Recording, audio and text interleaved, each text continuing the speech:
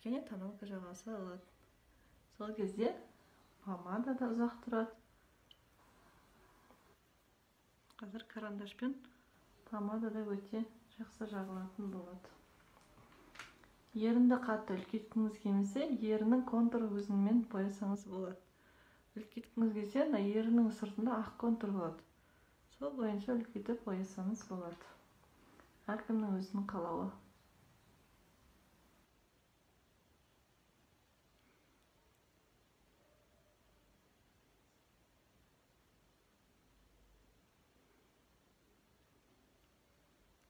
Карандашпен міндетті түрде ішкі жағын бояйсыздар. Өйткені сыртынан помада бояғанда контуры бір бөлек, помада бір бөлек болып қалмас үшін. Менің ерінің үстіңгі жағы үшкірлеу болып келген кейін кішкене дөңгелек жасаймын. Ақ контурмен бояп жатырмын.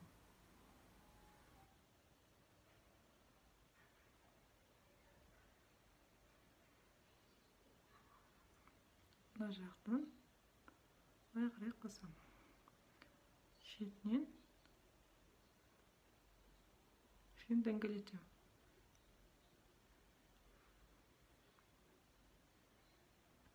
Ортасын бояйын толтырып.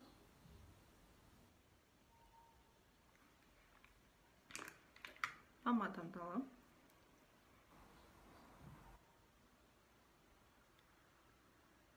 Помадамен бояған кезде толықтай карандаштың үстін бәрін бояйсыздар.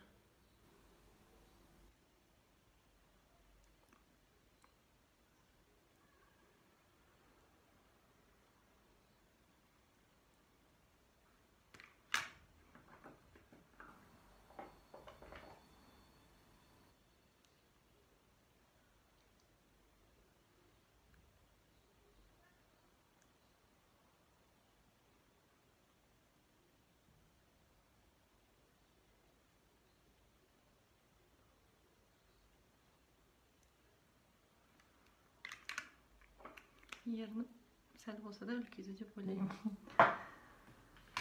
Ешқандай ботокста ешнәрсе керек емес. Енді тоналкамен тура қасталғандай сол кисточкамен еріннің шектерін корректировка жасаймын.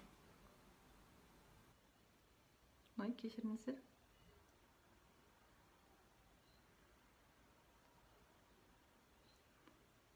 Бұл ерінді кішкене выделять етеді. Қисықсыз қойған жерлеріңізді түзеуге мүмкіндік береді.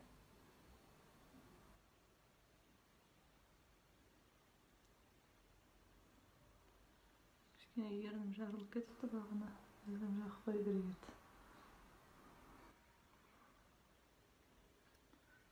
Шеттерін.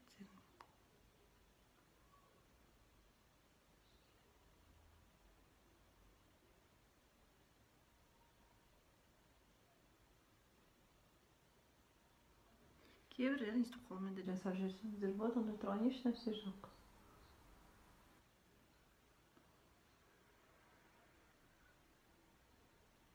Макияж жасаудың ережесін білсеңіз, өзіңізге қалай ыңғайлы, солай боянсаңыз болады. Үстінен кішкене блескілі жағайын.